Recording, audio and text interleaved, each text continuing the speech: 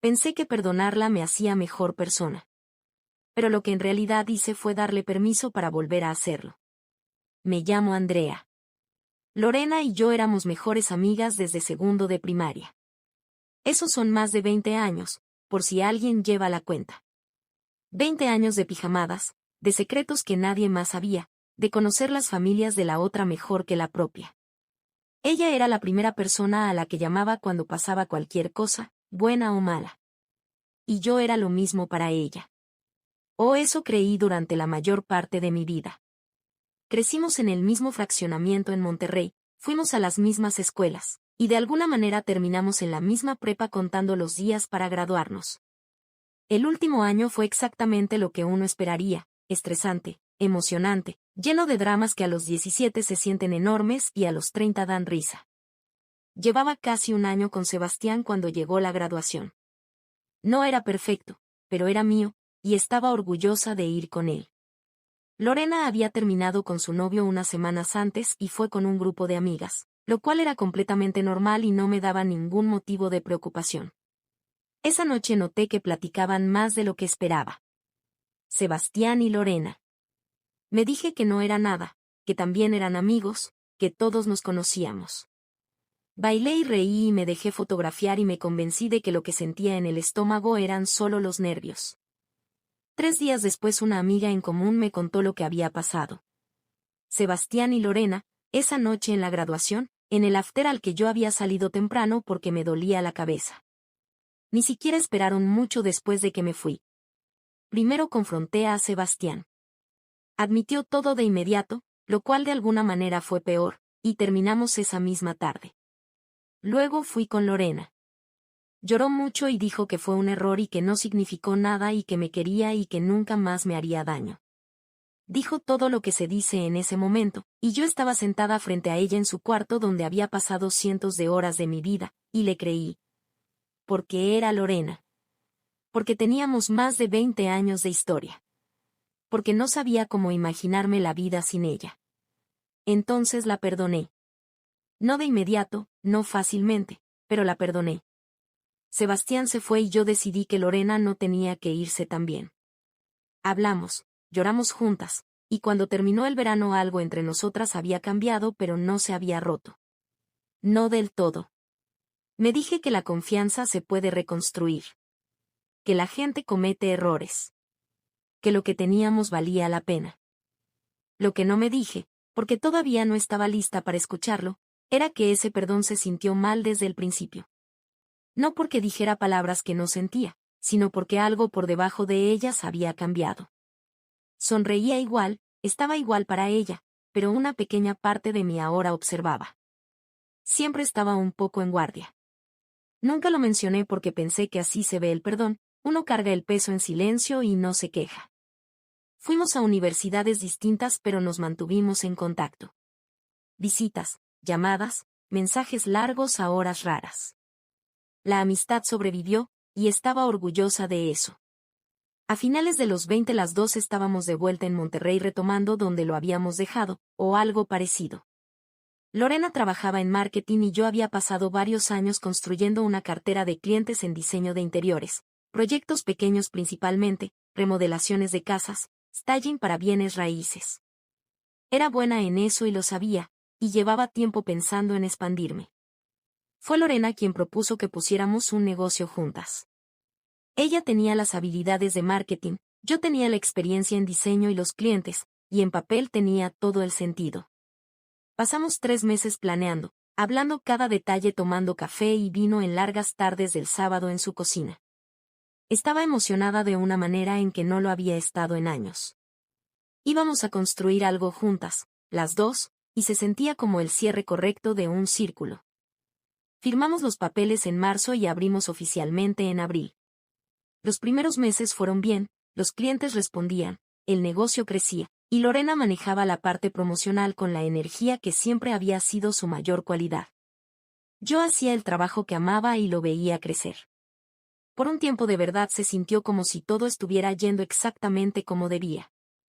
Y entonces, una mañana de miércoles en septiembre, me llamó una de mis clientas de más tiempo. Se llamaba Patricia, y llevaba casi 4 años siendo mi clienta. El tipo de clienta que recomienda a otros, que deja reseñas, que manda una tarjeta escrita a mano en Navidad. Cuando llamó esa mañana de miércoles asumí que era por el proyecto que habíamos estado platicando, una remodelación de sala que había estado postergando meses. Pero Patricia no llamaba por la sala. Llamaba porque alguien la había contactado ofreciendo servicios de diseño de interiores, alguien que tenía su número y conocía detalles específicos de proyectos que habíamos hecho juntas. Esa persona le había dicho a Patricia que yo ya no era confiable, que en proyectos recientes había descuidado mi trabajo, que varias clientas se habían quejado.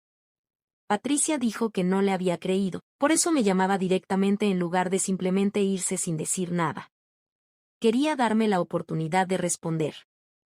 Me quedé sentada en mi escritorio escuchando a Patricia y sentí que algo adentro de mí se quedó muy quieto. Le pregunté el nombre de la persona que la había contactado. Una pausa breve del lado de Patricia, y luego dijo el nombre. Lorena. Le agradecí a Patricia, le dije que todo lo que había escuchado era falso, y le dije que le marcaría para lo de la sala.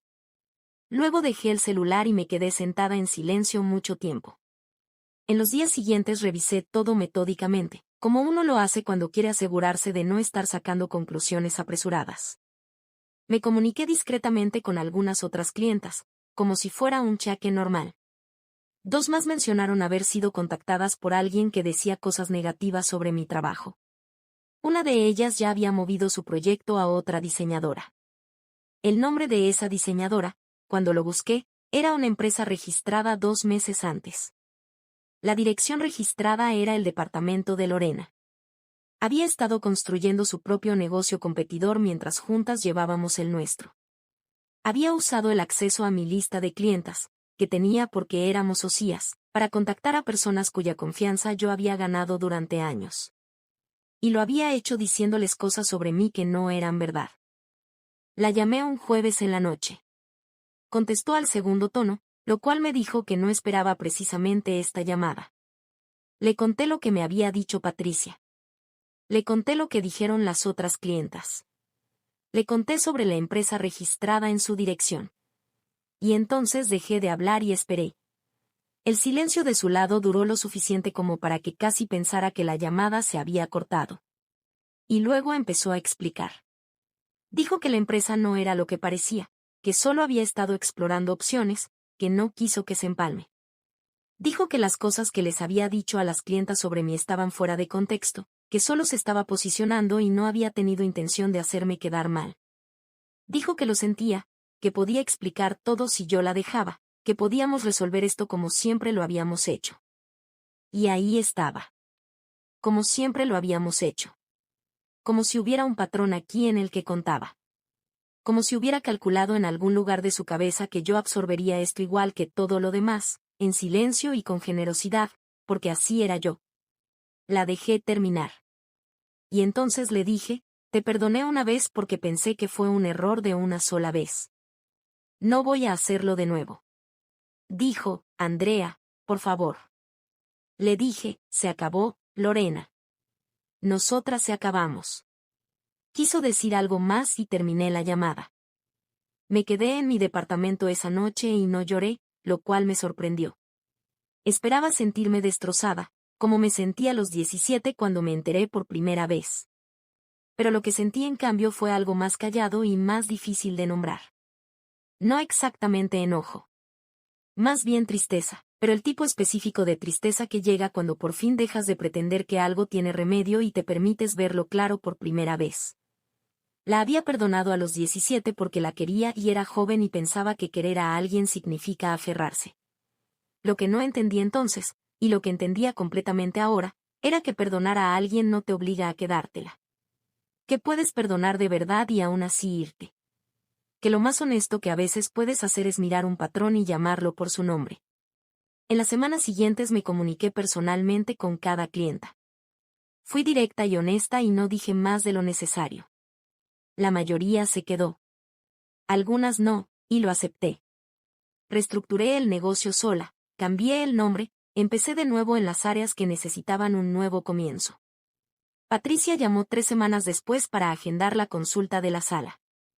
Nos vimos un viernes en la mañana en su casa. Hizo café y recorrimos el espacio platicando de luz y distribución y de cómo quería que se sintiera el cuarto.